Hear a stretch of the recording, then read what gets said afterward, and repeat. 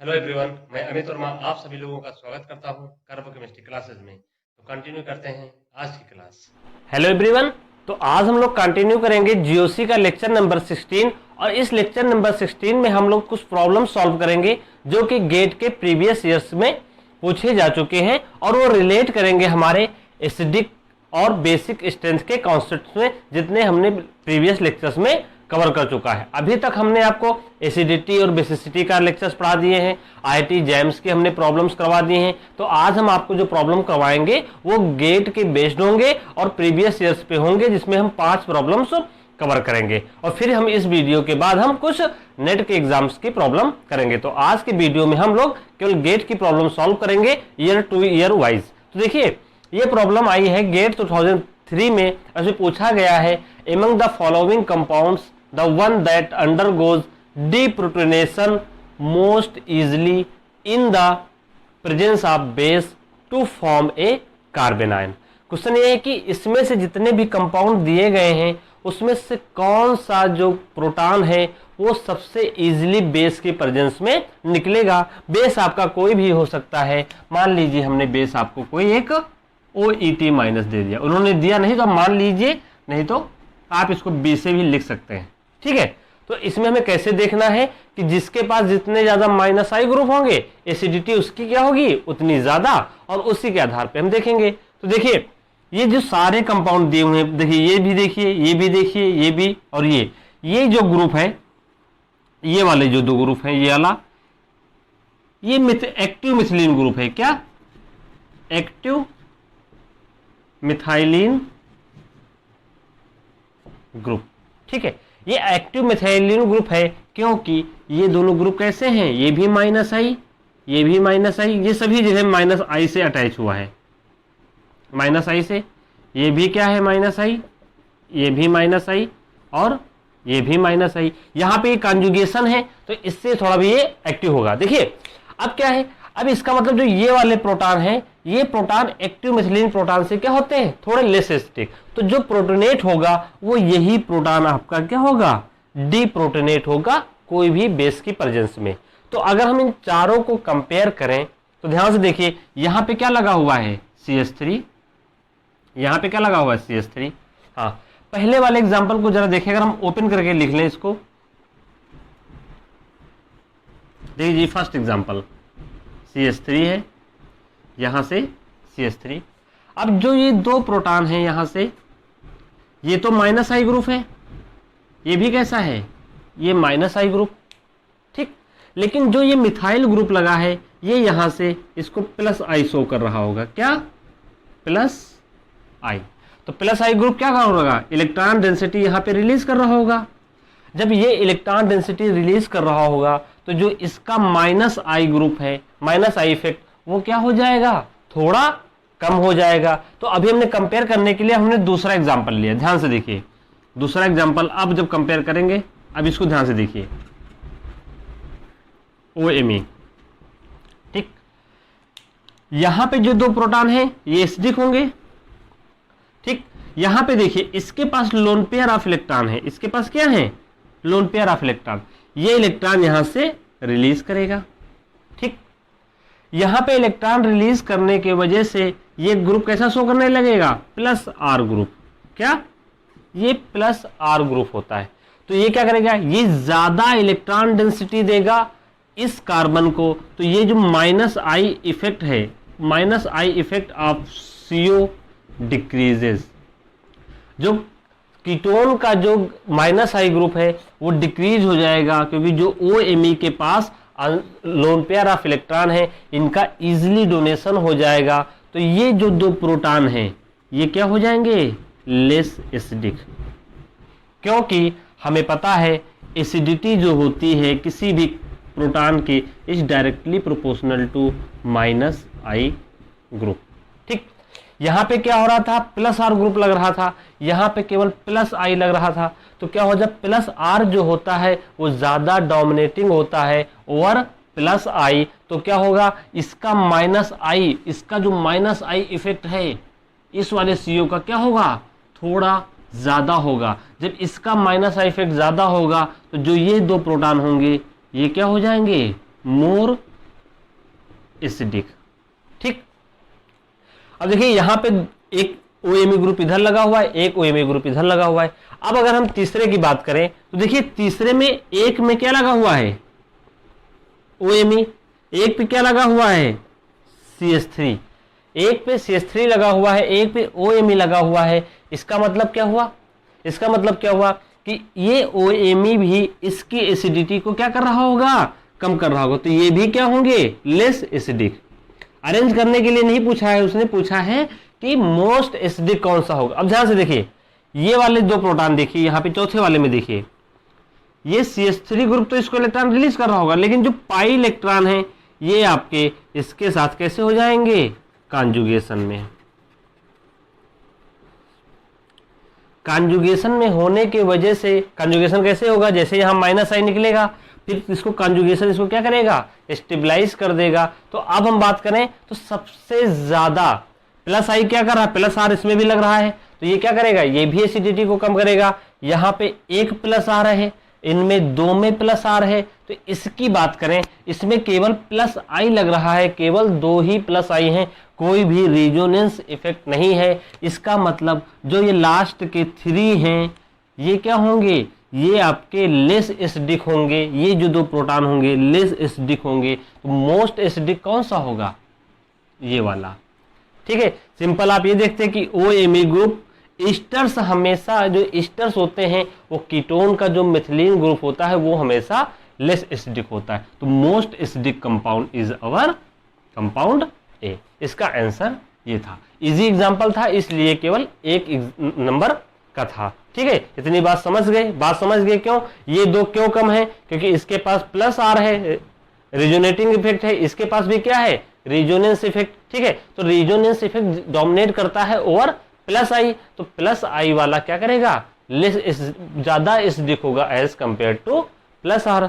यहां पे भी क्या हो जाएगा, कॉन्जुगेशन के होने की वजह से ये थोड़े आपके लेस एसिडिक होंगे। CH3 इफेक्ट तो यहाँ सेम रहेगा, लेकिन इस कॉन्जुगेशन के होने की वजह से जो ये दो प्रोटॉन हैं आपके क्या हो जाएंगे, थोड़ा लेस एसिडिक हो जाएंगे। देखिए बगल में कोई कीटोन ग्रुप भी नहीं लगा हुआ है, तो आप समझ जाते तुरंत देख के आपका एक ऑप्शन ए हो जाता। ठीक है, ये समझ गए कि ऑप्शन ए हमारा क्यों करेक्ट है, इसको नोट डाउन कर लीजिए। अब नेक्स्ट प्रॉब्लम की तरफ मूव करते हैं। देखिए ये नेक्स्ट प्रॉब्लम जो है ये गेट 2006 में पूछी गई थी, 1 नंबर का था क्वेश्चन था कि arrange in the increasing order of basicity of the following compound. ये आपके 4 कंपाउंड दिए हुए थे और उनका ये ऑप्शंस दिए हुए थे, इसमें से करेक्ट आपको बताना था। तो मैंने आपको जो बेसिसिटी ऑफ हेटेरोसाइक्लिक कंपाउंड्स पढ़ाया था तो मैंने आपको उसमें सब डिस्कस किया था। आइए हम इनकी बात करते हैं। तो देखिए जानने से पहले इस कंपाउंड का नाम क्या होता है, इसका नाम होता है पायरॉल, ये होता है इंडोल, इसका दूसरा नाम क्या है, बेंजोपायरॉल। ठीक, इसका तो नाम भैया सबको पता है कि ये क्या है, पिरिडीन है। पिरिडीन की रेड्यूस्ड फॉर्म को क्या बोलते हैं, पिपरिडीन। नाम आपका याद होना चाहिए। कुछ इंपॉर्टेंट हेटेरोसाइक्लिक कंपाउंड्स हैं। देखिए अब मैंने आपको बताया था जब कभी भी बेसिसिटी या हेटेरोसाइक्लिक कंपाउंड्स देखते हैं तो आपको क्या करना होता है, सबसे पहले ये देखना होता है कि इसमें हाइब्रिडाइजेशन किस तरह का है। तो देखिए अगर हम इसकी बात करें पिपरिडीन में, तो ये जो आपका सिस्टम है, ये आपका जो नाइट्रोजन है ये sp3 हाइब्रिडाइज्ड है। ठीक, जो पिरिडीन का नाइट्रोजन है ये कैसा होता है, sp2 हाइब्रिडाइज्ड। इंडोल का भी क्या होता है, sp2 हाइब्रिडाइज्ड, और पायरॉल का भी होता है sp2 हाइब्रिडाइज्ड। कभी भी जब आपको हाइड्रोसाइक्लिक कंपाउंड दिया तो पहले उसका आप हाइब्रिडाइजेशन देखें। हाइब्रिडाइजेशन देखने के बाद देखा गया कि मैंने आपको बताया था कि बेसिसिटी जो होती है, बेसिसिटी होती है वो is inversely proportional to percentage of S character, inversely proportional to percentage of S character. क्योंकि एस करेक्टर जो होता है, S character is directly proportional to electronegativity of atom, electronegativity के बराबर होता है।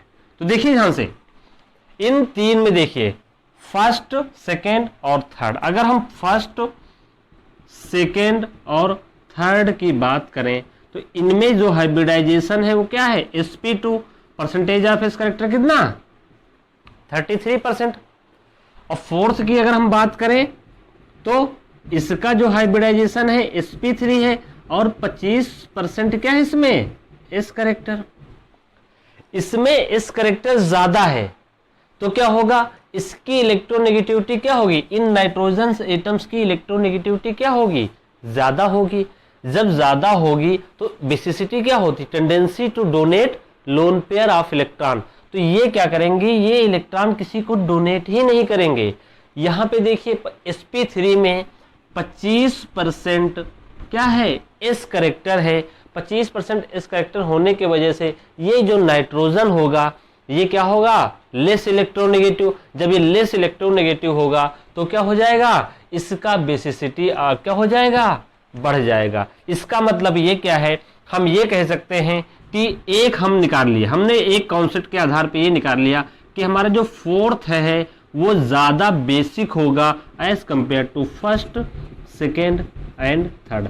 हमेशा जो कॉन्सेप्ट पहले लगाना चाहिए उसके आधार पे हमने देख लिया कि फोर्थ हमारा सबसे ज्यादा बेसिक होगा। तो अगर हम ऑप्शंस की तरफ जाए, ऑप्शन हम कैसे इलिमिनेट करते हैं तो देखा गया, देखिए पहले ऑप्शन में फोर्थ ज्यादा बेसिक था यानी ये हो सकता है।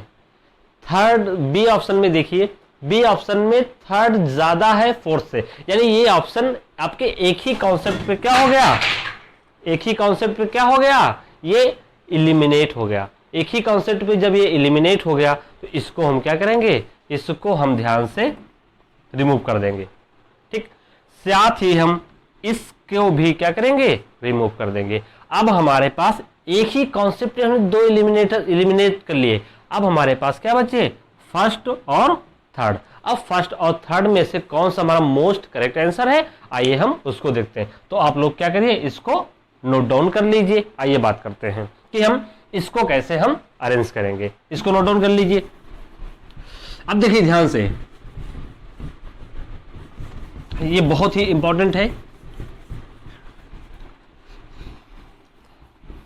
देखिए अगर हम कंपेयर करें, अब हम क्या करेंगे, इसको कंपेयर करेंगे थर्ड को इससे और इससे।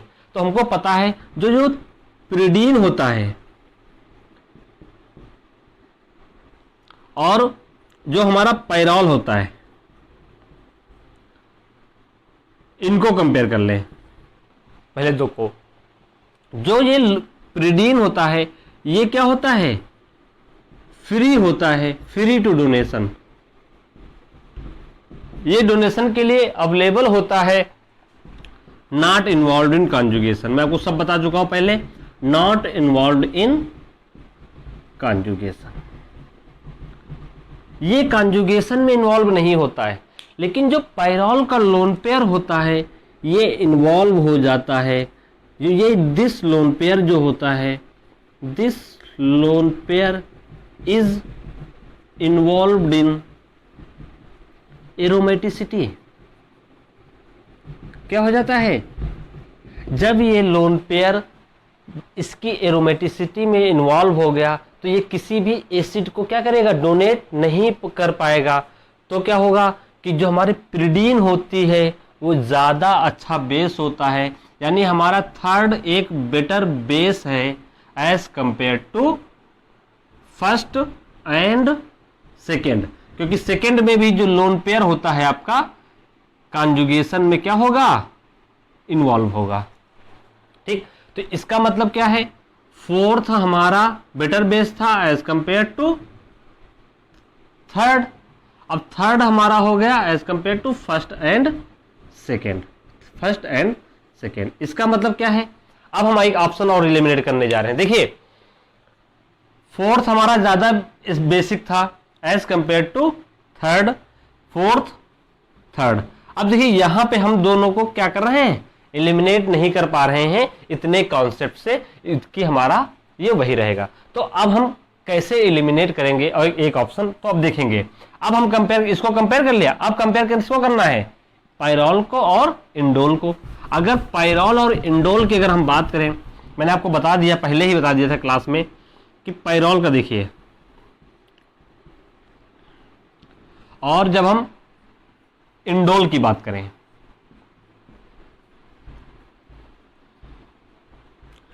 ठीक, देखिए इसका लोन पेयर भी एरोमेटिसिटी में इन्वॉल्व, इसका लोन पेयर भी एरोमेटिसिटी में इन्वॉल्व, दोनों में इन्वॉल्व है। लेकिन ध्यान से देखिए जो इसका लोन पेयर है, एक बेंजीन रिंग इसमें क्या है, ये एक एक्स्ट्रा रिंग है, ये क्या है, एक्स्ट्रा रिंग हो गई। एक्स्ट्रा रिंग होने के वजह से जो इसका लोन पेयर है यहां पे कॉन्जुगेशन में, फिर इसमें कॉन्जुगेशन में, इसमें क्या होगा, एक ही रिंग में कॉन्जुगेशन में, तो इसमें जो होगा, जो लोन पेयर का होगा एक्सटेंडेड कॉन्जुगेशन होगा। क्या होगा, एक्सटेंडेड कॉन्जुगेशन। जब इतना ज्यादा कॉन्जुगेशन हो जाएगा तो क्या हो जाएगा, not available for donation, not available for donation. तो बेसिसिटी क्या करेगी, बेसिसिटी क्या करेगी, डिक्रीज करेगी। बात समझ गए। इसमें बेंजीन रिंग प्रेजेंस होने की वजह से जो लोन पेयर ऑफ इलेक्ट्रॉन है बेंजीन रिंग में भी क्या करेगा, कॉन्जुगेट करेगा, उसके वजह से उसमें एक्सटेंडेड कॉन्जुगेशन हो जाएगा। इसमें क्या होगा, एक ही रिंग में कॉन्जुगेशन है, एक रिंग में घूम के आया, तुरंत किसी बेस एसिड को दे दिया।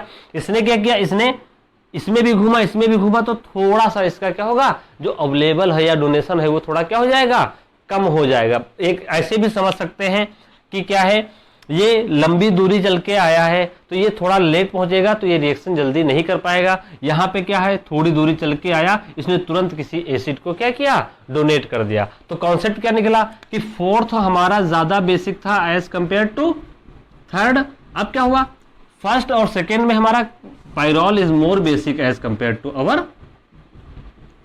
बेंजोपायरोल। हमेशा याद रखिए जहां भी एक्सटेंडेड कॉन्जुगेशन होगा बेसिसिटी हमेशा डिक्रीज करेगी। तो देखिए ये ऑप्शन क्या हो गया, एलिमिनेट हो गया, बचा ऑप्शन हमारा कौन सा, सी। बहुत ही सिंपल कॉन्सेप्ट लगते हैं और आपका तुरंत इस तरह से सॉल्व हो जाएगा। तो इतना समझ गए, हमने दो प्रॉब्लम कर ली है, इसको नोट डाउन कर लीजिए, फिर एक हम थर्ड प्रॉब्लम की तरफ मूव करते हैं। Note down. नेक्स्ट जो प्रॉब्लम है ये हमारे गेट 2007 में पूछी गई थी 2 मार्क्स की। ये क्वेश्चन बहुत ही इंटरेस्टिंग क्वेश्चन था। ये था कि इसकी बेसिसिटी ऑर्डर में बताइए। ये हमें जितने भी दिए गए थे एन सब्स्टिट्यूटेड क्या, एनिलीन्स डेरिवेटिव्स दिए गए थे, एनिलीन्स डेरिवेटिव दिए गए थे।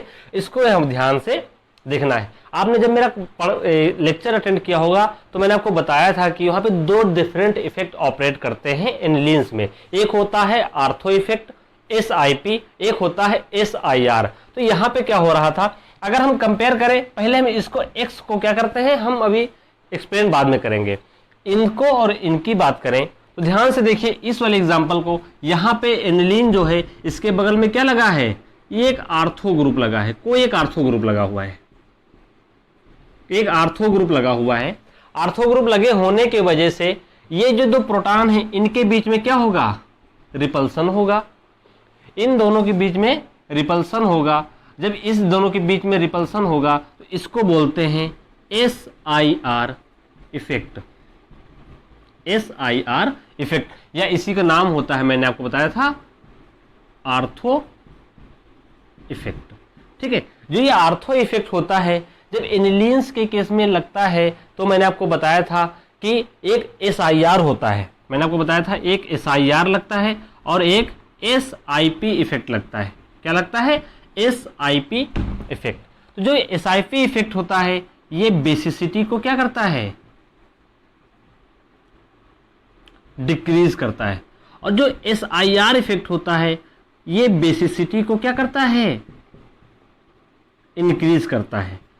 ठीक, तो क्या हुआ, मैंने वहां पर को पूरा एक कंडीशंस बताई थी कि जब कभी भी जो ये आर्थो पे जो ग्रुप्स हैं अगर ये डिफरेंट हो जाएंगे सारे एनिलीन्स में, देखिए यहाँ पे इसके और इसके केस में क्या हो गए, ये डिफरेंट हो गए, तब हमेशा वहां पे क्या लगेगा, SIR इफेक्ट लगेगा। SIP इफेक्ट की भी मैंने आपको लेक्चर्स में कंडीशन बताई थी। तो क्या करते हैं, ये बहुत ही स्पेसिफिक एग्जाम्पल होता है, इसलिए बहुत ही अच्छा एग्जाम्पल है ये। तो देखिए SIR इफेक्ट लगेगा, यहाँ पे क्या लगेगा, SIR इफेक्ट लगेगा, SIP नहीं लगेगा। SIR ग्रुप लगने के होने के वजह से तो जो यहाँ पे ये अब जब SIR इफेक्ट लगेगा, ध्यान से कैसे होगा, देखिए ध्यान से, SIR इफेक्ट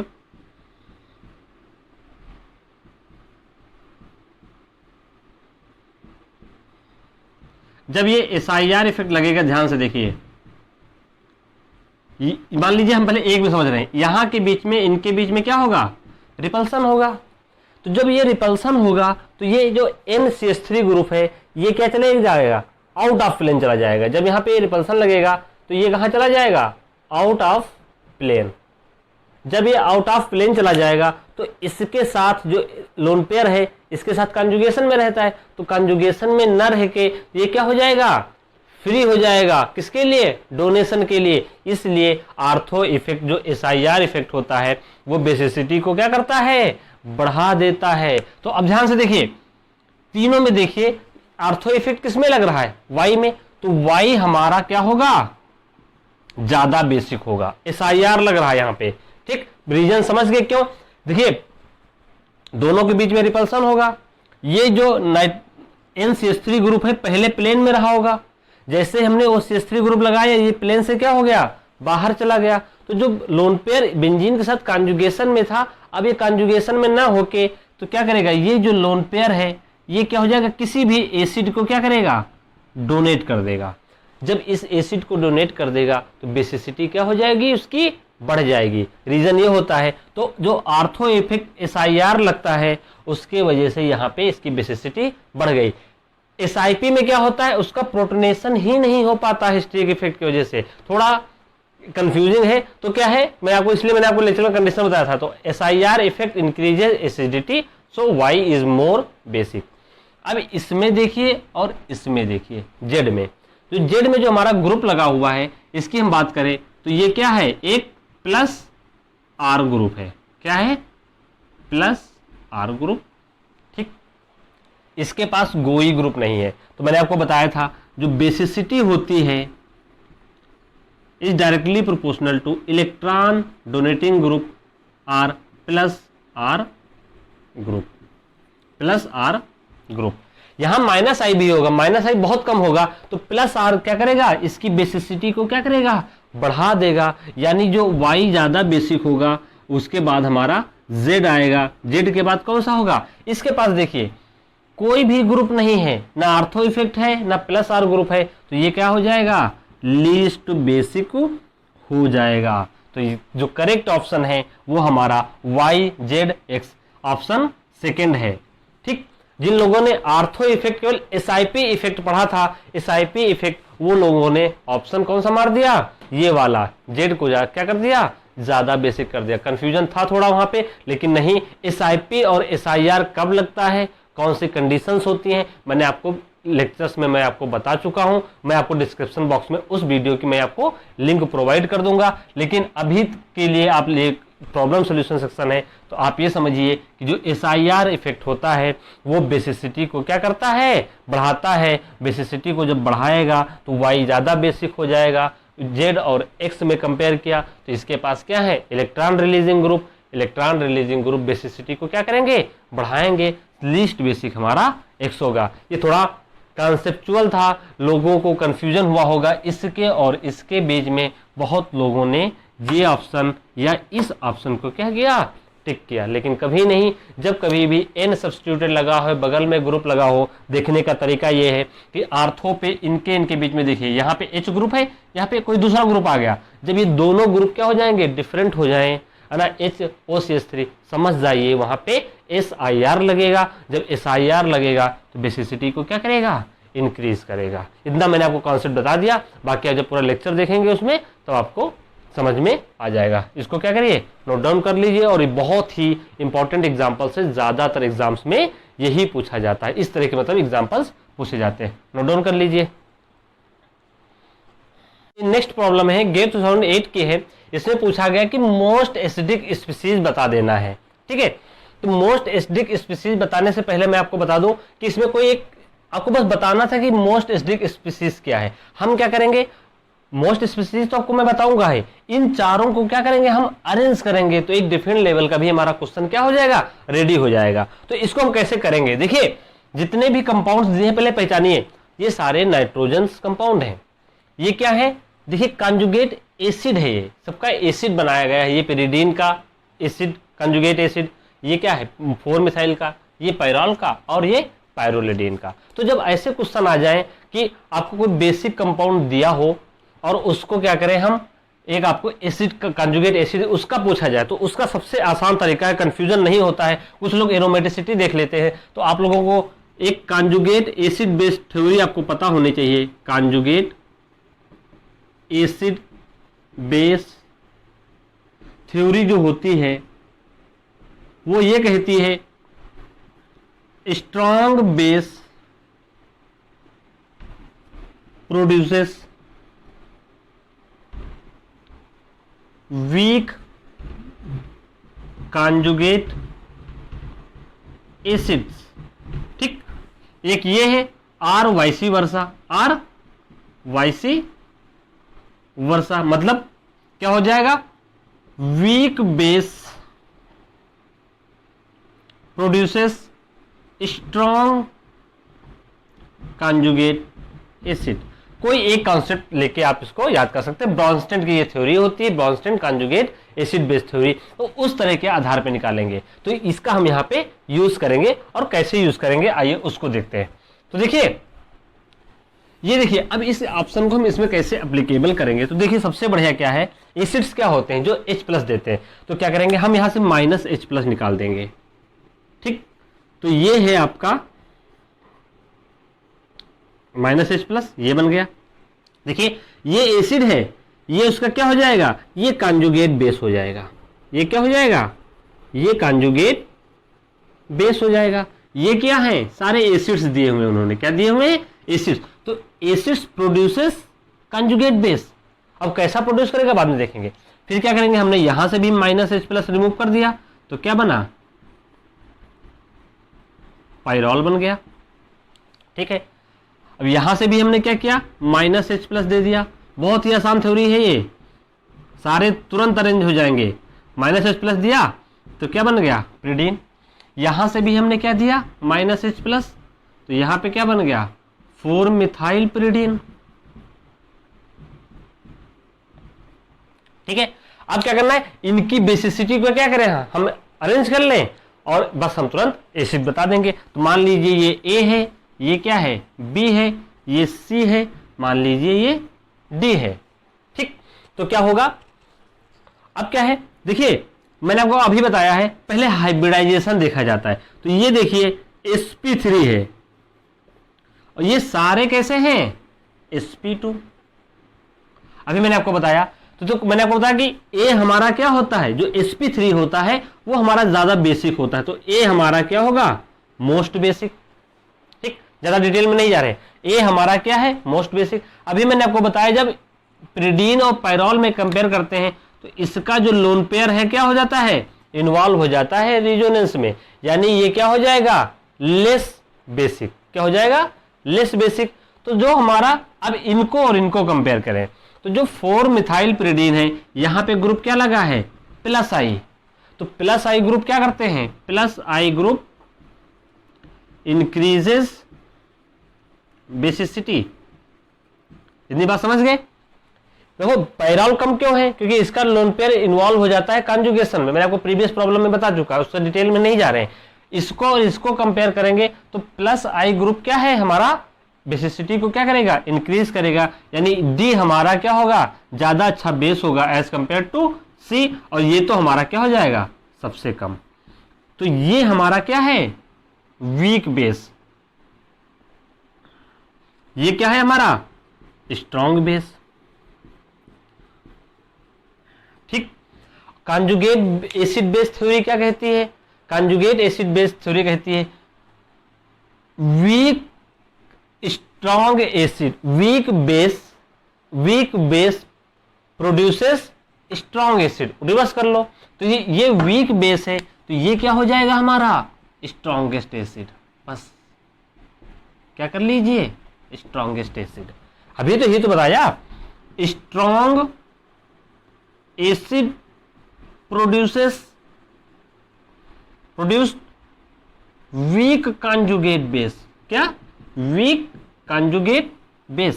तो यही तो कॉन्सेप्ट लगेगा। ये सबसे ज्यादा बेसिक है, लेकिन इसका जो ये सबसे कम बेसिक है, तो स्ट्रॉन्ग एसिड कौन सा होगा, यही तो कहता है कि strong acid produces weak conjugate base, ये कंजुगेट बेस ही तो बने। तो ये आपका आंसर टिक करना था कि जो हमारा बी है वो हमारा स्ट्रॉन्गेस्ट एसिड है। अरेंज करने की बात आती तो क्या हो जाता, बी हमारा क्या होता, अब मैं थोड़ा रब कर रहा हूं, अगर अरेंज करने की बात होती, मैं थोड़ा, चलिए इसको यहां पे अरेंज करते हैं।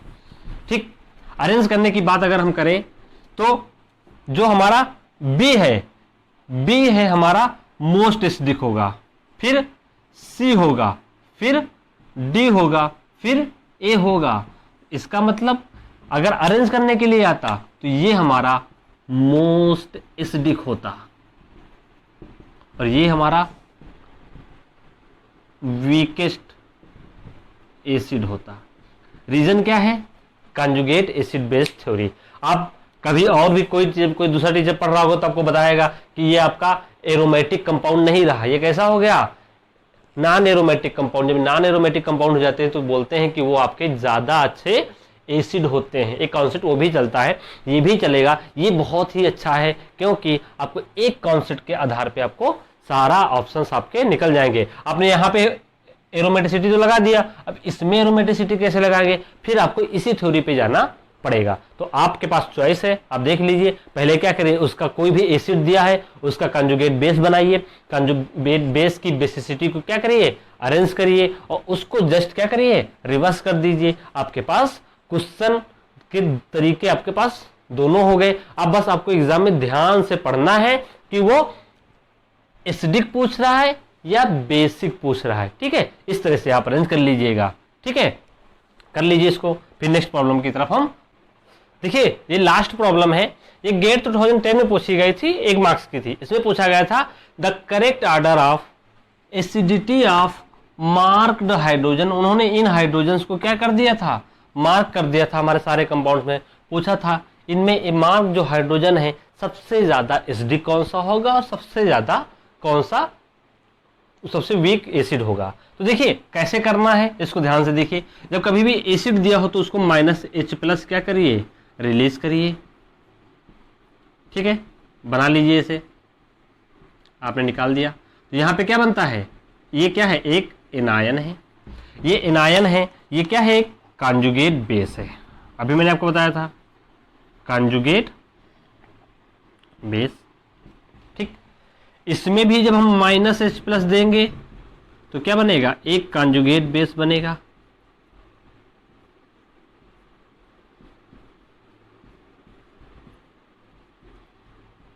ये भी कॉन्जुगेट बेस। जब हम इसको करेंगे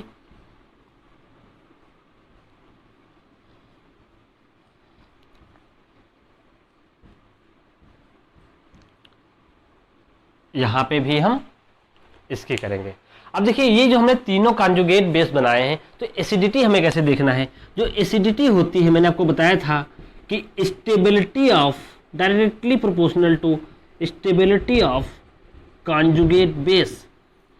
जो जितना ज्यादा कॉन्जुगेट बेस जो बनेगा, प्रोटॉन देने के बाद जो कॉन्जुगेट बेस बनेगा उसकी स्टेबिलिटी जितनी ज्यादा होगी, बेसिसिटी क्या होगी, सॉरी एसिडिटी क्या होगी कंपाउंड की, उतनी ज्यादा होगी। ध्यान से देखिए, इन तीनों में देखिए, इसकी बात करें तो ये जो नेगेटिव चार्ज है, देखिए एक बार इस रिंग के साथ कॉन्जुगेशन में, एक बार इस रिंग के साथ कॉन्जुगेशन में, एक बार इस रिंग कॉन्जुगेशन में।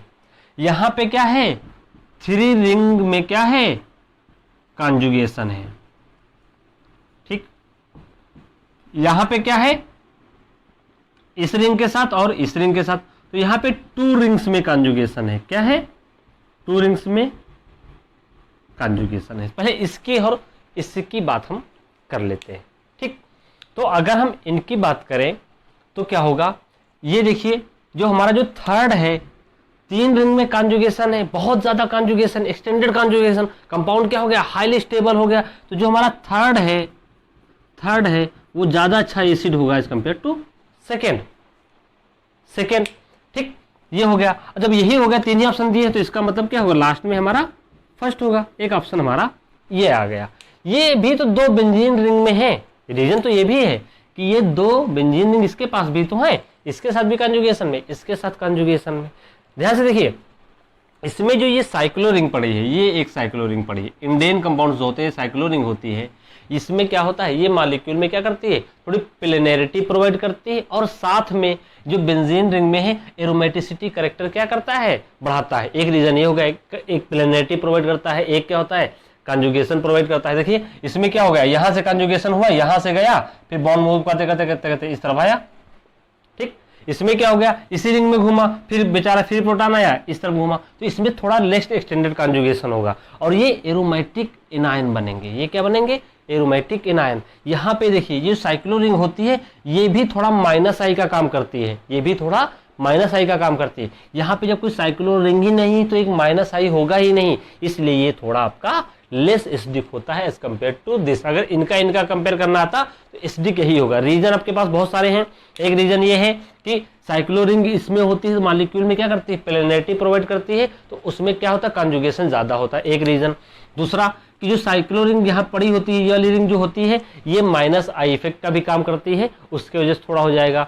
और तीसरी बात यह है कि ये जो यहाँ से जो कंजुगेशन होगा, ये कंजुगेशन ऐसे कंटिन्यू थ्रू आउट होगा। इस मॉलिक्यूल में क्या होगा, कंजुगेशन सर्कुलेट होता रहेगा, तो जितना मॉलिक्यूल में सर्कुलेट कंजुगेशन होगा, नहीं एक्सटेंडेड कंजुगेशन क्या होगा, ज्यादा होगा। इसमें कंजुगेशन देखिए यहाँ से इस रिंग से स्टार्ट होगा तो इस रिंग तक क्या होगा, ब्रेक नहीं होगा। इसमें क्या होगा, अगर ये कंजुगेशन स्टार्ट हुआ तो ये यहीं पे क्या हो जाएगा, ब्रेक हो जाएगा। तो यहाँ पे कंजुगेशन तो है लेकिन एक्सटेंडेड कंजुगेशन नहीं, एक साथ दोनों रिंग में नहीं है, इसलिए ये आपका लीस्ट एसिड है। रीजन आपके पास 3 है, the third one is the most appropriate reason कि इसमें एक्सटेंडेड कंजुगेशन नहीं है, इसमें जो कंजुगेशन होता है एक रिंग में ही होके ब्रेक हो जाता है, इसलिए आपका ये लिस्ट स्टेबल है। इसका तो आप रीजन समझ गए। इसमें क्या है, 3 रिंग में कंजुगेशन है, 3 बेंजीन रिंग्स है, तो 3 रिंग में ज्यादा कंजुगेशन, तो कंजुगेट बेस क्या होगा, ज्यादा स्टेबल होगा, तो एसिडिटी क्या होगी कंपाउंड की, ज्यादा होगी। तो